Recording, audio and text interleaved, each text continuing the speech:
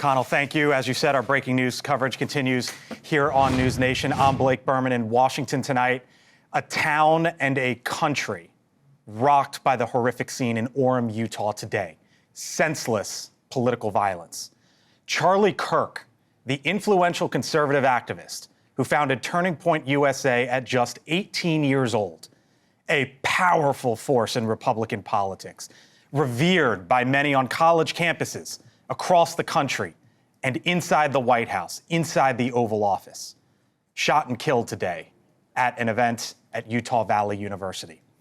Moments before a bullet was fired, Kirk posting on his feed, quote, "We are so back."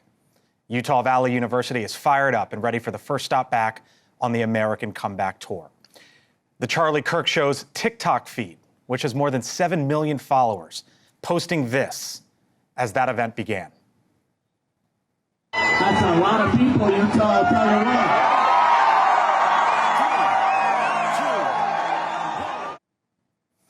Shortly after, videos then show Kirk struck by a bullet in the neck. Crowds immediately running in fear. Our Nexstar affiliate, KTVX, talking to one of those students there on the ground. All of a sudden, in a second later, I heard a gunshot, and everybody started running in like a mob. Charlie Kirk then rushed to a local hospital. The Associated Press at one point reporting that he was in critical condition. Roughly 2.5 hours later, the President of the United States, Donald Trump, posting this to his social media feed, quote, "The great and even legendary Charlie Kirk is dead. No one understood or had the heart of the youth in the United States of America better than Charlie. He was loved and admired by all, especially me. And now he is no longer with us. Melania, and my sympathies go out to his beautiful wife, Erica, and family. Charlie," the president said, "we love you." Charlie Kirk was just 31 years old, a father of two. His kids, just 1 and 3 years old. The House Speaker Mike Johnson reacting just moments before that presidential announcement. This is detestable, what's happened. Political violence has become all too common in American society, and this is not who we are. And tonight, the search for whoever is involved with Charlie Kirk's murder is now underway. University police say the gunman was positioned in a building roughly 200 yards away. At one point, there was a report that a shooter had been detained. But as of this moment, as we understand it, that is not the case, and a suspect has not yet been publicly identified. The Attorney General, Pam Bondi, saying the FBI and the ATF are on the scene. Senator Roger Marshall with me in a moment, but first to our Kelly Meyer, live at the White House tonight. Kelly, I have to imagine there is an immense sense of loss and grief in that building to so many folks who knew Charlie Kirk personally. Yeah, and you've been over here, Blake. You know how busy it is and loud and running around here at the White House. There is none of that today. We were just commenting on how quiet it is over here and just how many of the reporters and cameramen and women came out here when the president announced that he was going to be lowering the flags across the country to half staff until Sunday, September 14th at 6 p.m. Eastern. And you could see the flags being lowered on the roof of the White House, as well as the North Lawn and back on the South Lawn, as well as across the country, as you heard the president reacting and really announcing this to the world that Charlie Kirk had died. We have been watching the reaction pour in from members of his administration as well as Washington, both sides of the aisle throughout the day. We heard from Vice President J.D. Vance reacting to this. He said, "Eternal rest grant unto him, O Lord." Donald Trump Jr., a close friend, both Vance and Donald Trump Jr., both close friends of Kirk. Writing on X, Donald Trump Jr. said, "I love you, brother. You gave so many people the courage to speak up, and we will not ever be silenced." And also hearing from the other side of the aisle, former President Barack Obama sharing on X, "We don't know yet what motivated the person who shot and killed Charlie Kirk, but this kind of despicable violence has no place in our democracy." So that continues to pour in tonight. We have not yet heard from the president on camera, just in that True Social post that you mentioned there off the top. The dinner that we were watching for tonight, we aren't expecting that to happen anymore. Blake. Of course not. Our Kelly Meyer live tonight over at the White House. Kelly, thank you.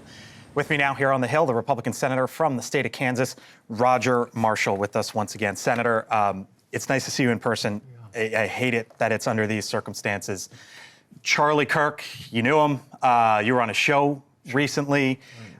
Tell me what it was like to be with him and to be talking to him. Yeah, well, first I just want to reach out to his family here and let them know that God comforts us when we're crushed in spirit. I know that Charlie was a person of faith, and I know that God will be there for his family in this moment. And I just would share with you that my staff is crushed.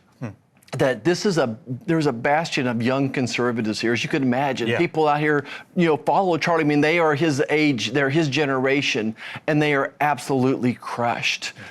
And what was to be wife? He was a leader. He was the Pied Piper. I wonder when Buddy Holly died, they say the music died, and I feel like the music died today for this conservative movement, and we'll be back. But I really had that feeling that he was like a musician, only it was with his words and his inspiration. You know this. I know this. A lot of times, staffers here on Capitol Hill, they're younger, right? Yeah. They're in their 20s, they're in their 30s, they're grinding, they're trying to make it up, move on up.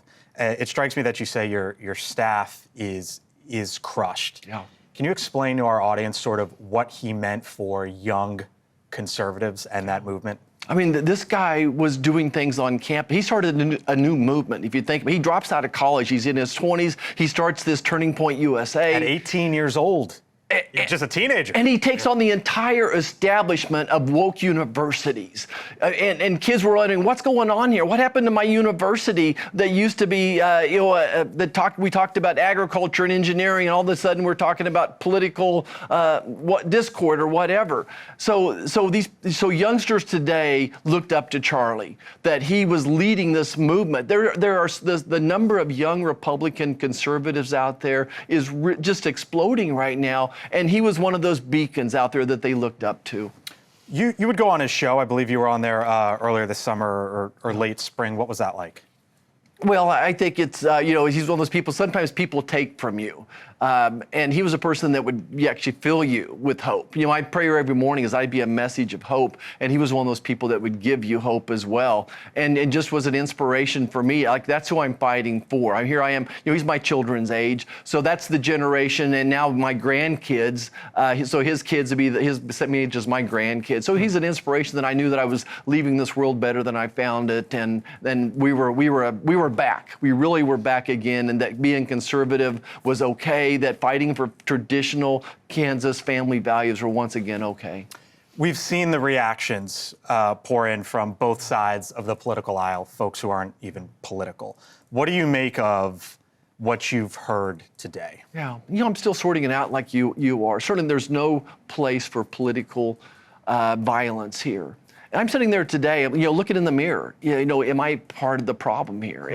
Is that the case or not? And I'm not blaming social media. I'm not blaming the national media, but they're part of this too. If it bleeds, it leads type of thing. I'm not going to get on national news today if I say, look, we had an incredible bipartisan prayer breakfast today. There was about 15, 17 of us there. A freshman member of Congress kind of shared their story of faith. That's not national news. So I don't know how can we share this part that we can certainly disagree and fight like heck on the Senate floor, but I have the greatest amount of respect for my colleagues across the aisle. I don't agree with them so I'm wrestling with that today as well. What have I done to contribute to the political unrest across this country? And we condemn the violence part of it. I want to fight for what I believe is right, so I'm wrestling with that tonight. All right, we'll leave it there. Senator Roger Marshall, nice to see you in person. Sure. Thanks for being back with us here on the Hill.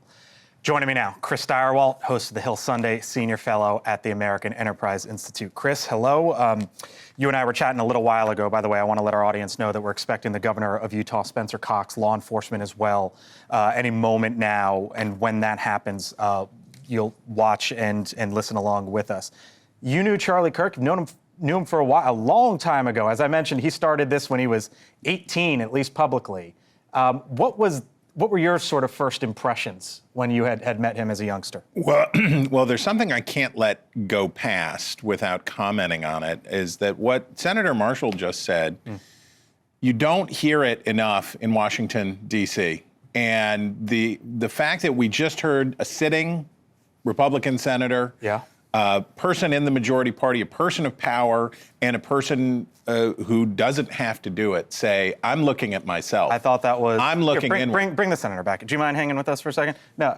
And let me say, what was attacked today was free speech. That's what would that... Our ability to organize ourselves as a republic and as a people is dependent on us being able to hear things we disagree with and be okay, right? That is what it is all dependent on. For that to happen, you can't, when political violence occurs, if the first thing that you do is say, it's the other side, it's the other people that did this, it's the other people that did this, then what you get is a ratchet effect that brings us closer and closer and closer to the abyss. And Senator, I have to say, the fact that you looked inward and asked questions about yourself today is a mark of real maturity and real, like, please tell the others. Yeah, I mean, I think the challenge is, how do I institute that? I mean, people back home want me fighting for them, that we feel like that our constitutional rights are being infringed upon. So, and I am a fighter, but where do we draw the line? It's tough. I'm looking for answers, just like you all. And it's not about me. It's certainly about this family. But we just condemn the violence. 40 or 50 people are going to be murdered in this country today. Yeah. 100 people are going to die from fentanyl poisoning. I mourn for all those people. I mourn for all the violence. You know, is it just that we need to go back to basics here? And first of all, we need fathers in people's homes to keep these boys and girls under check. And but how do we just stop all the violence? How do we stop the killing in our own country? And this is again, this is a horrible moment. The message that you heard, when I met Charlie Kirk and he was a teenager. Right. And he was very curious about politics and how politics work. And I worked at Fox News at the time. And he would ask me, hey, let me ask you a question. How does this work? How does that work? And he was just genuinely curious about how politics works. And he was a bright and engaging and enthusiastic young person. And what he succeeded in doing was he created an organization that was more important, probably, I'm sorry to say, Republicans, than the Republican National Committee. He created an organization that had more to do with Donald Trump's success in 2024, certainly, than any super PAC or any billionaire. And he had plenty of funders, but what he did was give direction to a directionless party, right? There was a movement that was started inside the Republican Party after the 2012 defeat. And if you look at the results of the 2024 election, that is the monument to Charlie Kirk, because Donald Trump's performance with young men, the Republicans' performance with young men who used to be a little more Democratic than Republican, the fact that they were lopsidedly Republican. Right. And when Democrats talk about Joe Rogan and the manosphere and what do we do about this, what do we do about this, what Democrats don't have is a Charlie Kirk. Right? They don't have a charismatic young leader going from campus to campus to campus around the country day after day after day, starting a movement. And Charlie Kirk, there are very few people in American political life today who can say that they conceived of, gave shape to, and executed a political movement that was this successful. Are you there with Chris, that basically, Chris and I were talking about this before, to Chris's point, at 2012, Republicans were trying to figure things out after Mitt Romney, and clearly the party's moved on, and it was Charlie Kirk who, in a way, sort of led, obviously Donald Trump came about on June 15th, 2015, right? Or June 16th, but that Charlie Kirk was sort of the one to push that movement. Yeah, Charlie was the Pied Piper. That's why I keep thinking this Buddy Holly, The Day the Music Died. That's what I feel like. I just feel like there's a part of our heart that's ripped out. And I think about my own young sons, and that they are so they're more conservative than I am. And which is saying something. It is, and that they're that Charlie Kirk gave them a voice, that gave them an inspiration, an example. I mean, this guy could have been president someday. He was young. Yeah. Chris Stirewalt, thank you, sir. And I'll see you later in the show. Again, Senator Roger Marshall, appreciate the time. Thank you. All right, joining me now. Someone we met, speaking of young and college campuses, I met Brylan Hollyhand December of 2023, I believe, or 2024. Either way, when NewsNation had the Republican debate down on the campus of the University of Alabama. Brylan is the host of the Brylan Hollywood Show and is a personal friend of Charlie Kirk. Brylan, it's nice to see you as well. I'm sure you remember when you were on set with Chris and I way back when. I'm sorry, this is the circumstance we speak under again. You were friends with Charlie Kirk. Explain and sort of pick up from, if you can, from Chris and where the senator were on what he meant for folks like yourself in your age range on that side of the aisle. Yep. Thank you, Blake, for having me. Charlie was larger than life, and he was a walking, talking beacon of hope for the next generation. I cannot tell you the amount of times that I gave speeches on college campuses and the very first question would be about Charlie Kirk. He was like this rock star to my generation. And I want to be honest with your audience here and say the only reason that Donald Trump is sitting in the Oval Office this afternoon is because Charlie Kirk worked his butt off tirelessly to knock on every door, to go to every campus, to get the next generation off the sidelines. And the first time Charlie and I met, I mean, he was one of my closest friends in this political business that's so lonely at times. He was one of my mentors for close to a decade now. I met him in the 4th grade. I was 11 years old when I first started my podcast. And Blake, I'll be honest, not a lot of people wanted to join a 4th grader's podcast. And Charlie certainly didn't need to. He was on TV every other hour, but he took an opportunity and took a chance on me. And he left me a little advice at the end of the segment. You can, go see it on YouTube today, almost 10 years later. And he said, Brylan, the left can out fundraise us every single time, but they will never outwork me. I will wake up as early as I need to. I will stay up as late as I need to. He was a true man of his word, and this is heartbreaking.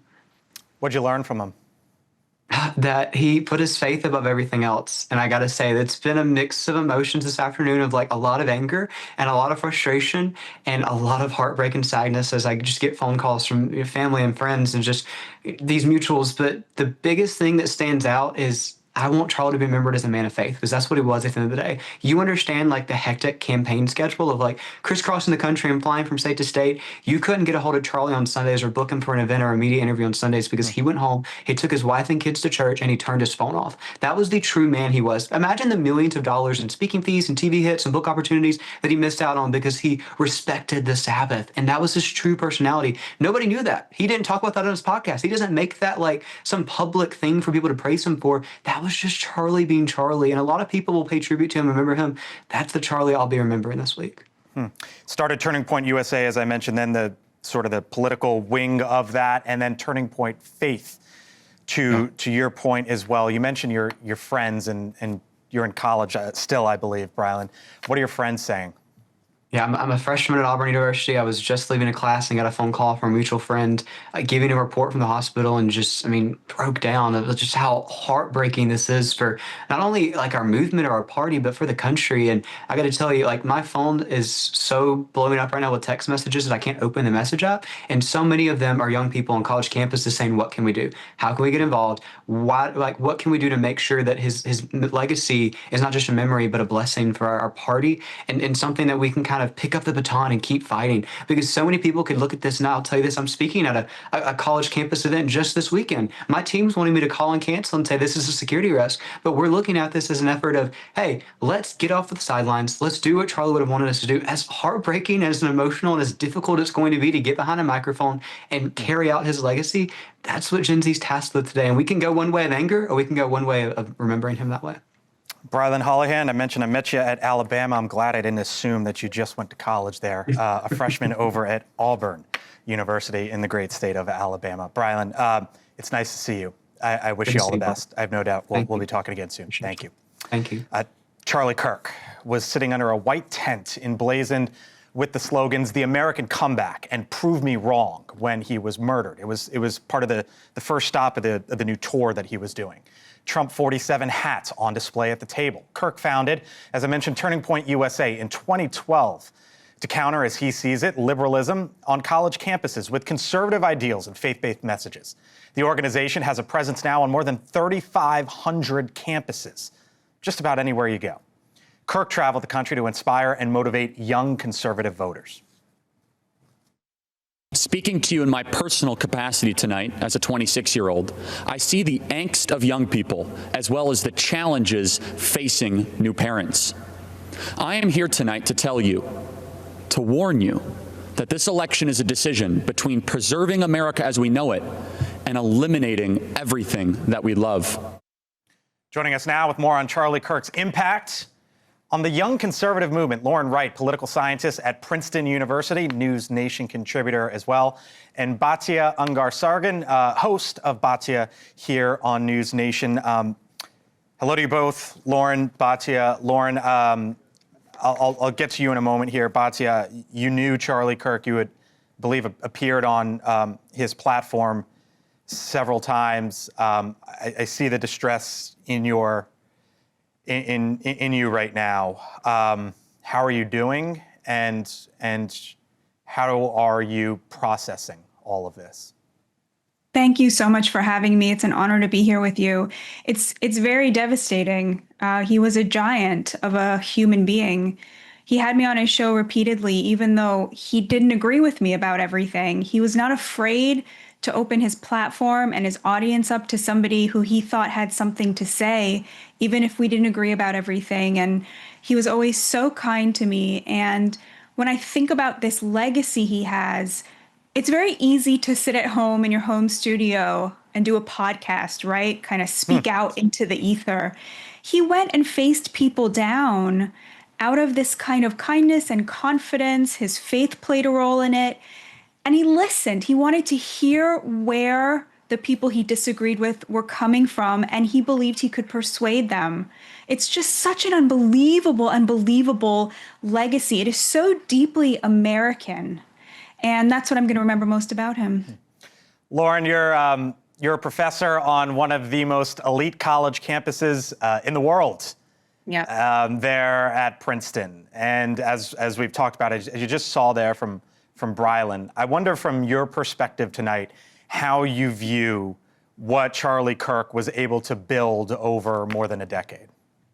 Well, it couldn't be more important. I mean, he was fulfilling, moments before he died, the most basic function that's critical to universities that they should be doing all the time, which is allowing people to say controversial things out loud and allowing people to debate openly about it.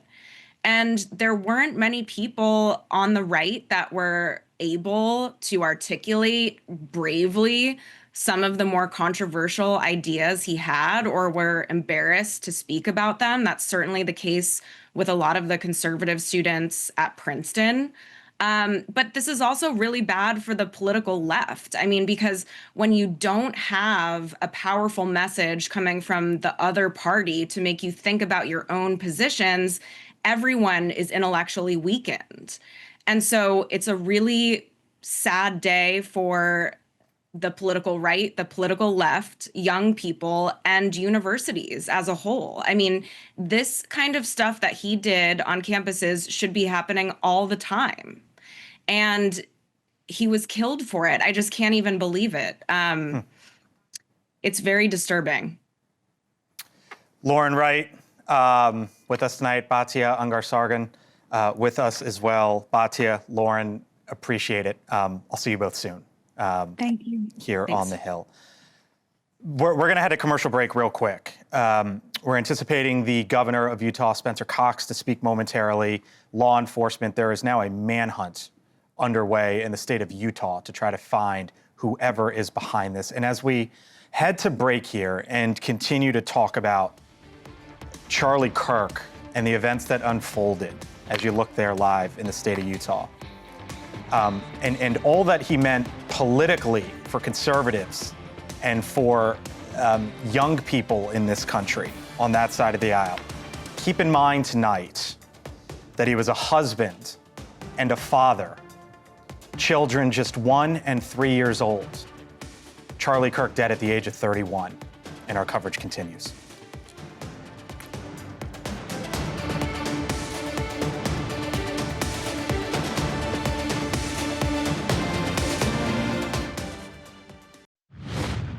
Our coverage continues here on News Nation. The press conference that I referenced now underway. Utah Highway Patrol speaking.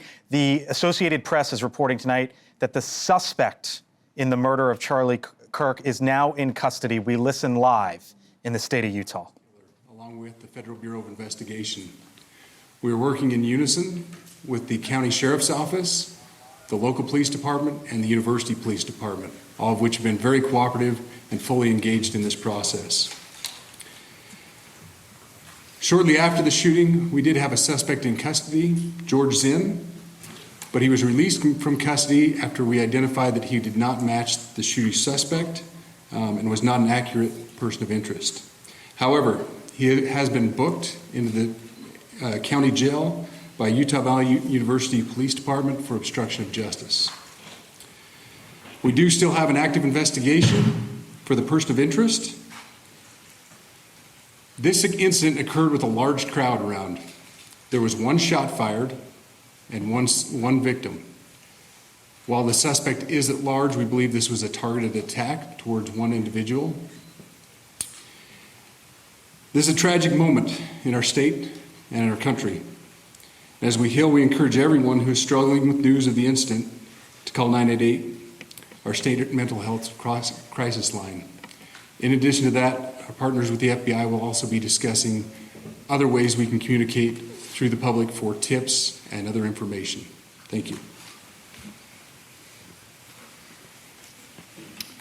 Good afternoon. On behalf of the FBI, we extend our sincerest condolences to the family and friends of Charlie Kirk. Our thoughts are also with the people who witnessed this traumatic event. We know that what you experienced was very difficult. Our thoughts are with you as well. As soon as we heard about the shooting, special agents and personnel from the Salt Lake field office responded immediately. We have full resources devoted to this investigation, including tactical, operational, investigative, and intelligence. To be clear, the FBI will fully support and co-lead this investigation alongside with our partners.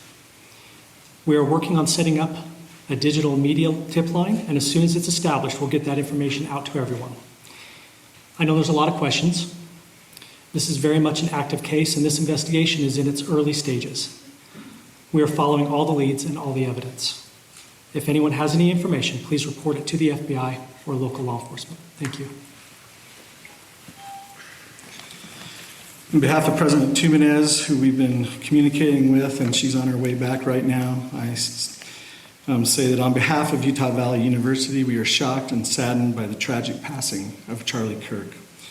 We express our sincere condolences to the Kirk family. We grieve with our students, faculty, and staff who bore witness to this unspeakable tragedy. He was invited by the student group Turning Point USA to speak on our campus.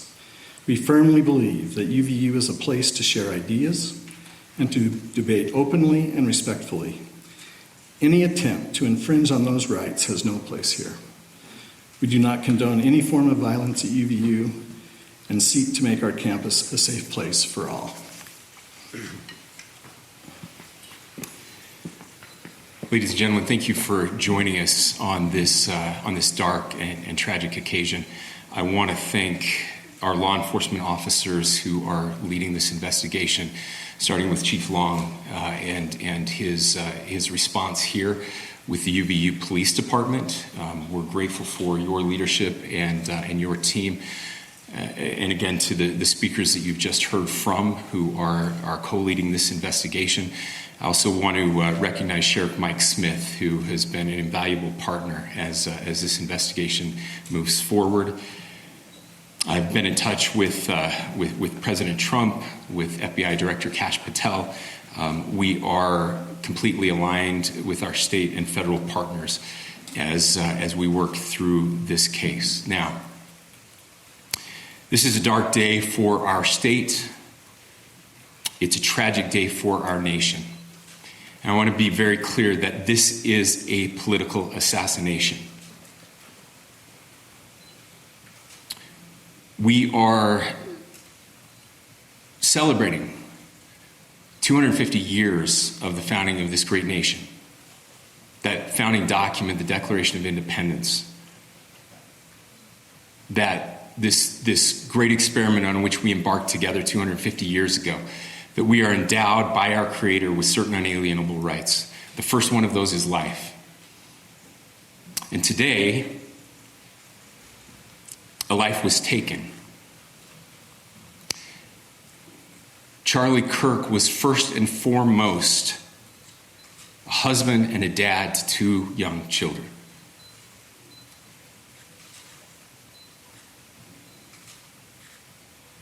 He was also very much politically involved, and that's why he was here on campus. Charlie believed in the power of free speech and debate to shape ideas and to persuade people. Historically, our university campuses in this nation and here in the state of Utah have been the place where truth and ideas are formulated and debated. And that's what he does. He comes on college campuses and he debates. That is foundational to the formation of our country, to our most basic constitutional rights. And when someone takes the life of a person because of their ideas or their ideals, then that very constitutional foundation is threatened. Now, we have a person of interest in custody. The investigation is ongoing. But I want to make it crystal clear right now to whoever did this, we will find you. We will try you. And we will hold you accountable to the furthest extent of the law. And I just want to remind people that we still have the death penalty here in the state of Utah.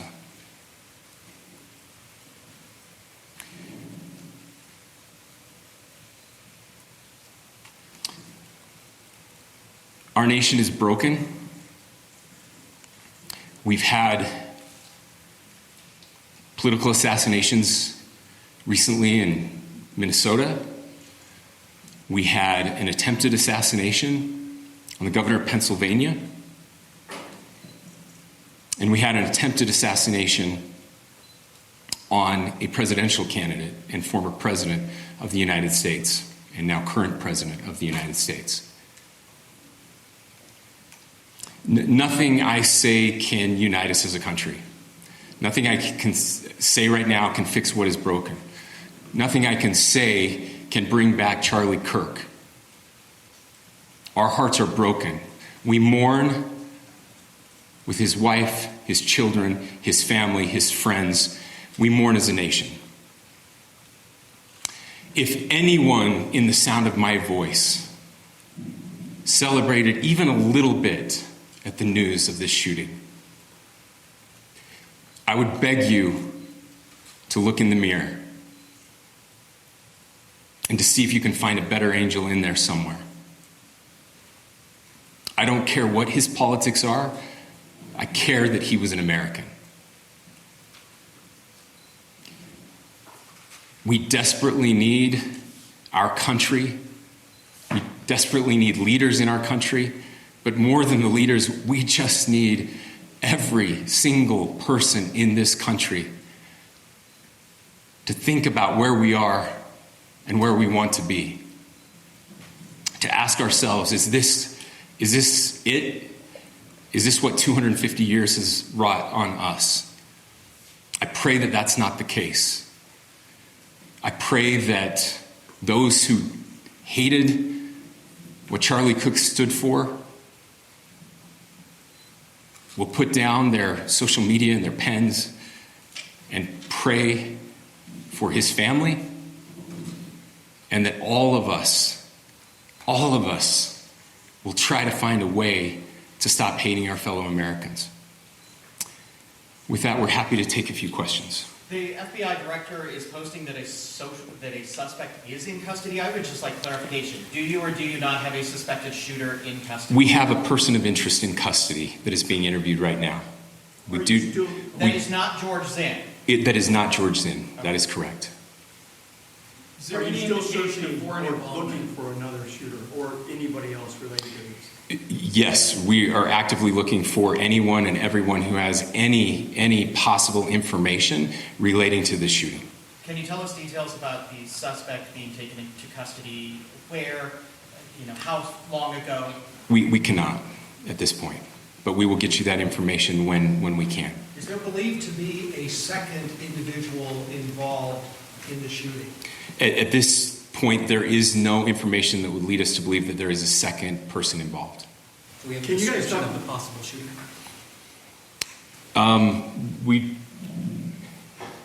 Do you want to talk about what we know there? Yeah. The only information we have on the suspect, the possible shooter, is taken from closed circuit TV here on campus. We do have that. We're analyzing it, but it is security camera footage, so you can kind of guess what the quality of that is. But we do know dressed in all dark clothing, but we don't have a much better description other than that. Where do you believe the shot came from? The shot came from here on campus, from a location at a roof. Potentially from a roof, yes. A longer distance shot from a roof. So to clarify, with the security camera footage you have and the person of interest that's in custody, does that match up? That's what we're trying to decipher right now. So did FBI or DHS have anything on the threat board this morning? I can't speak.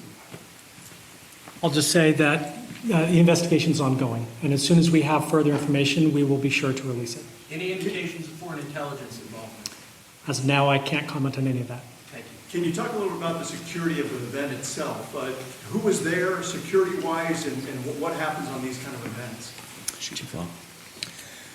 So my name is Jeff Long. I'm the police chief here at UVU, and I'll tell you right now, we are devastated. We're a small police department.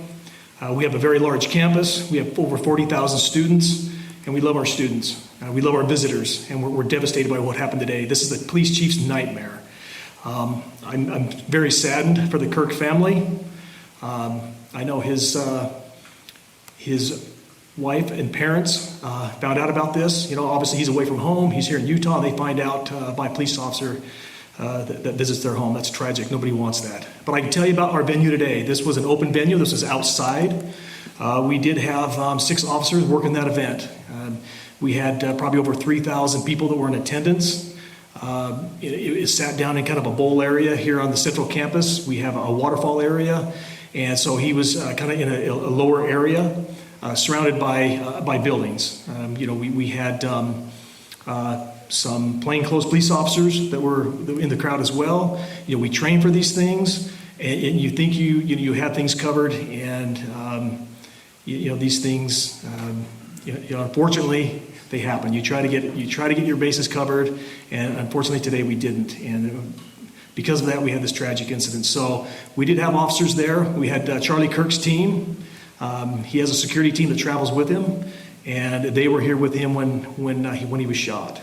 Was the gun recovered? I'm sorry, see? Was the weapon recovered? At this point, I can't disclose that. When Charlie Kirk was shot, there was a question being asked about mass shootings. Was that person apprehended, and do you know who asked that question? Say the question again. I don't know if I understand what you're saying. When Charlie Kirk was shot, he was answering a question about mass shootings specifically. Was that person apprehended, and do you know who asked that question? I do not. We do not have that at this moment. What kind of weapon was used? Ladies and gentlemen, we have time for just one more question, so thank you. Yeah, a question for the chief as well. Was it your team or Kirk's team, or a combination of both, that kind of set the security protocol for the event? So we work together. He has his team, and they do this all over the country. We all know that. This is not uncommon for them. They're very comfortable on campuses, and I was coordinating with his lead security guy, and so yeah, we were working together. Was this a sharpshooter type shot? Ladies and gentlemen, those are all the questions that will be answered today. Again, thank you for covering this.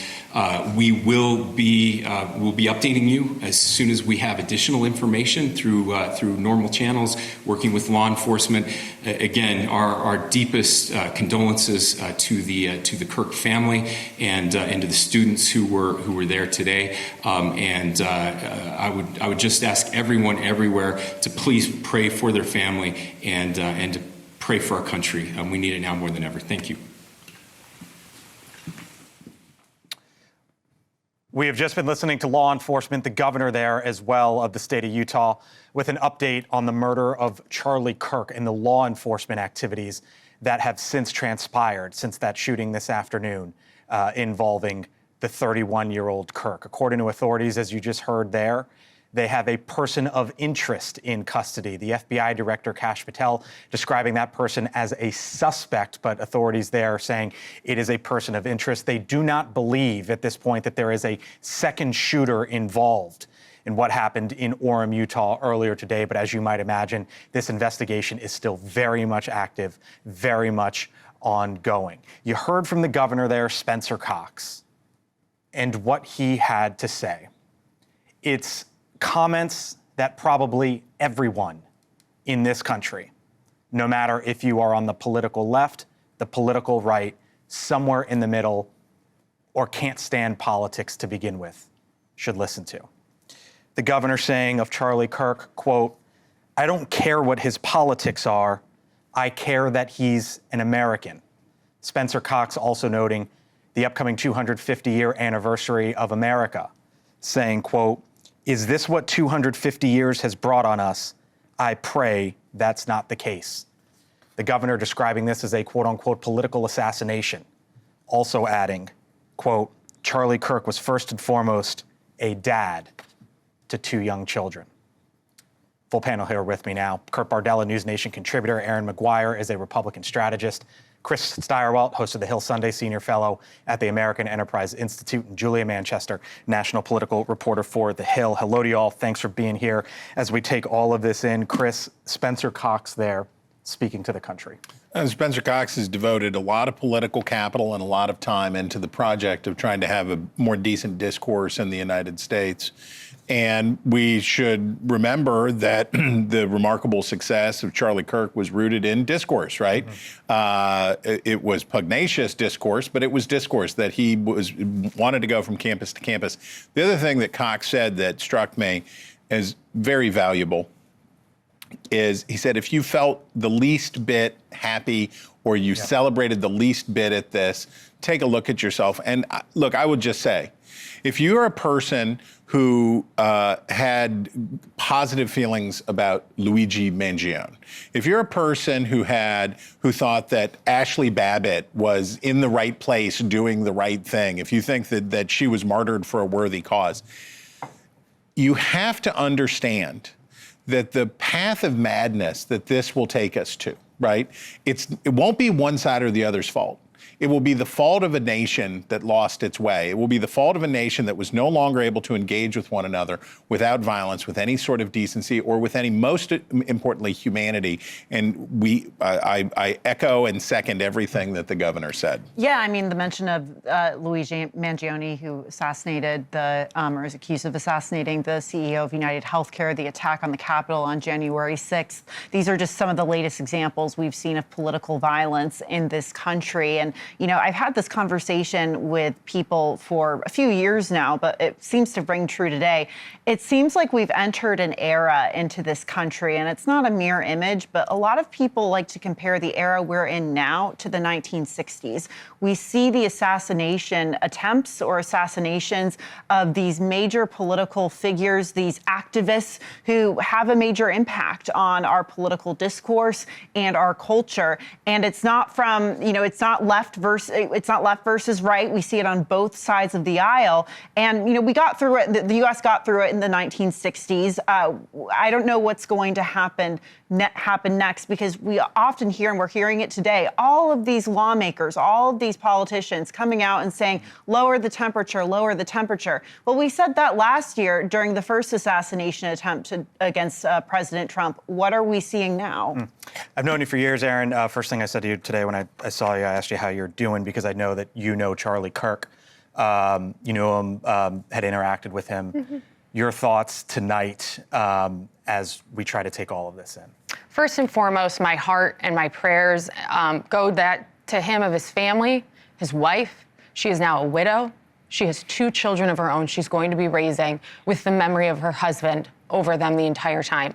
This was a political assassination today. A man was murdered in cold blood, and it doesn't matter which political party it is. That is devastating to witness.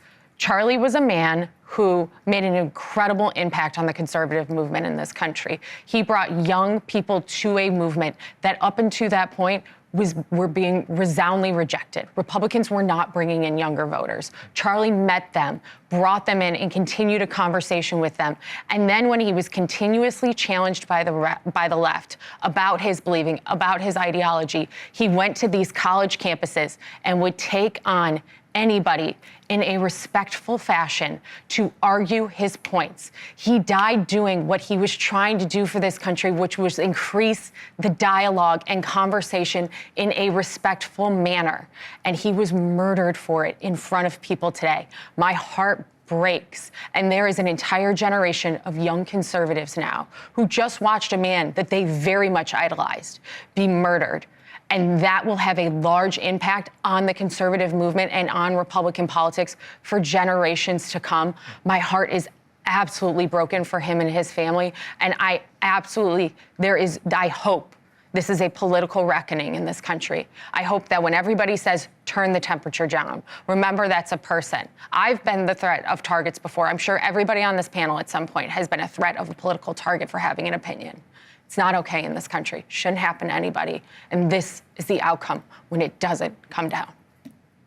Yeah, I echo every syllable that Aaron just said. And again, I think, at times, I think a lot of people watch these shows and listen to podcasts, and it's easy to not think of any of us as actual human beings who have real lives, real families, that deal with the same things that every American has to deal with every day. And as I watched everything unfold today, again, I'm a dad like you are. I can't help but think of these 2 kids who are now going to have to grow up with this. Everyone's going to know for the rest of their life who their dad was and how he died. And it's mortifying to believe that they're going to have to exist in that kind of a world and have to deal with that and never be able to forget it. And why did he die? Most likely because someone disagreed with his politics.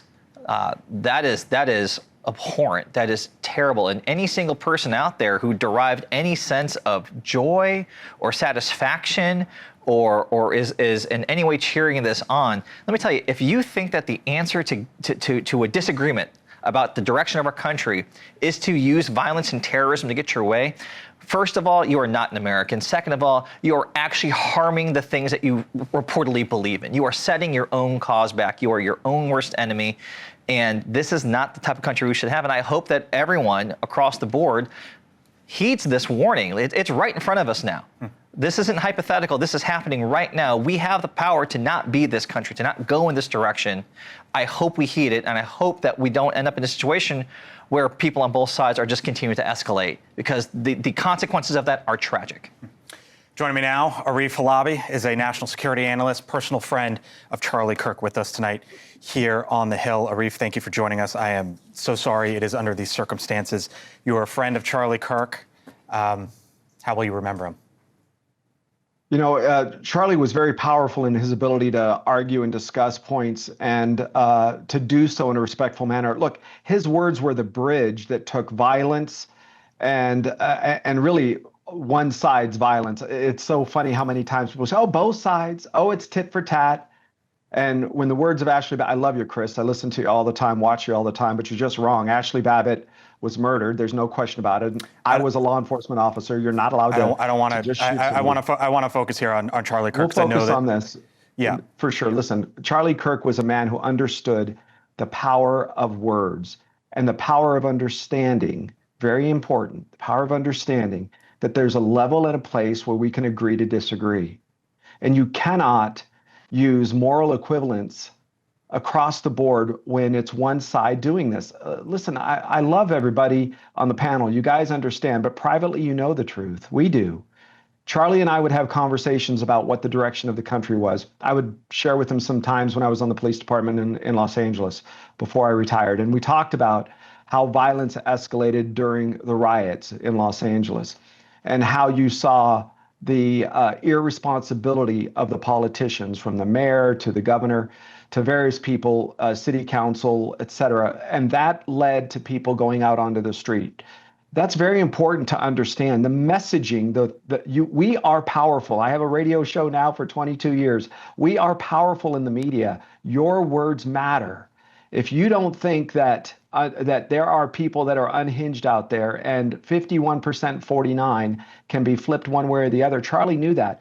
He was pushing back at the crazy side and saying, listen, I think if we get out and we have a discussion and I can push back and explain and be a decent human being about it, then I can keep people from crossing that brink into the world of violence. And I just think we have to be awake as a society and understand that at this moment in time, it's not the 50s, it's not McCarthyism. At this moment in time, there's violent rhetoric coming from one side, and look, okay, both sides might say something, but this is important. Okay, we're going to leave it there. Arif Halabi with us here on the Hill tonight, friend of Charlie Kirk. Arif, thank you. Appreciate it. With me now, NewsNation national security contributor, former FBI special agent Tracy Walder, former Secret Service special agent Charles Marino. Tracy, Charles, thanks for joining me tonight and jumping on in here. We heard from law enforcement. It sounds like there is a person of interest, as they described it. The FBI director called it a suspect. Tracy, what stood out to you when you heard law enforcement? Because they say there's an active investigation ongoing. Well, thank you for having me. The first thing that stood out to me is I never thought that the initial person that people were saying who had done it was this person. It was just way too quick afterwards. So I'm not surprised that it took a little bit of time. I am surprised actually by how quickly they were able to get this person. It looks to me that there's about 2,000 to 3,000 people in that crowd, sort of a mass chaos situation, if you will. Also, I feel the shooter was probably on a roof, although we don't have confirmation of that. And so I think they did a really good job of apprehending this person relatively quickly, in my opinion. Charles? Yeah, look, I agree. This investigation is going to move quickly, especially if you're unsure that you've got the right person in custody. So they're going to continue to sweep that entire campus. What does that mean, Charles? Like, the law enforcement said, look, it's closed circuit television. You can imagine it's probably not the best, but helpful. There's a person of interest in custody. So does that mean, like, in just plain language, they think they have the person, but they can't go there just yet? Or you think they know? They're not going to go there just yet. That'll develop over time. But then they're also going to have a lot of boots on the ground, making sure that they do, in fact, have the right person. There's a lot of interviews. It was a big crowd. It was an open environment, a tough site to secure. No ticket checks going on, no screening. So it's highly possible that after the shot was taken, that somebody could blend in with the entirety of that crowd as they were fleeing. So they're going to make sure that they're dotting their I's and crossing their T's here. Tracy? I completely agree with Charles, and that was my first instinct, was that this person may have blended in with the crowd. I think they are almost going to have, and this isn't a bad thing, too much evidence. You've got a bunch of college kids, not all college kids, but mostly college kids with phones recording all of this. So you have all of this on camera. And yes, the police chief mentioned that they do have that CCTV, but I suspect, and I do wonder, if someone did catch this on their iPhone, did catch this person on their iPhone, because I bet they confiscated the phones of anyone that they came into contact with that was at this event, and they are currently going through them, and they may have gotten a better picture. Interesting. Tracy Walder, NewsNation contributor, Charles Marino, friend of the show. Always welcome your expertise, Charles. Tracy, thank you very much. Appreciate it. Thank you, Blake. Of course. Thank you. All right, as it's 6:56 here in Washington tonight and on the East Coast, 4:56 out there in Orem, Utah. as our coverage continues here on NewsNation as the governor there of the state of Utah described it, a political assassination today. Charlie Kirk, 31 years old. Really, and last thoughts here, as influential as they come, really, Chris, in conservative circles. And obviously today you think about just the sheer horror of this. There's obviously the law enforcement component of this. We heard, the governor essentially speak to the country about this. And there's going to be a lot of questions going forward because Charlie Kirk, whether it was a following online or in person, was a huge figure in the conservative movement. For sure. Whoever did this and whatever it was, it is important for us all to remember that we all might be wrong in our political views and our political thinking. We could be mistaken about things and opinions that we hold and things that we believe. A dogmatic attachment to ideas and views will lead us to crazy town, right? We will eventually drive ourselves mad if we do not open the door a crack to the idea that maybe what Julia thinks is right and what I think is wrong. Maybe that's true. And that sort of humility is what is necessary for us to have a decent discourse. And if you begin every moment by saying those people are bad and these people are good, those people are always wrong and these people are always right, you will never learn a dang on thing.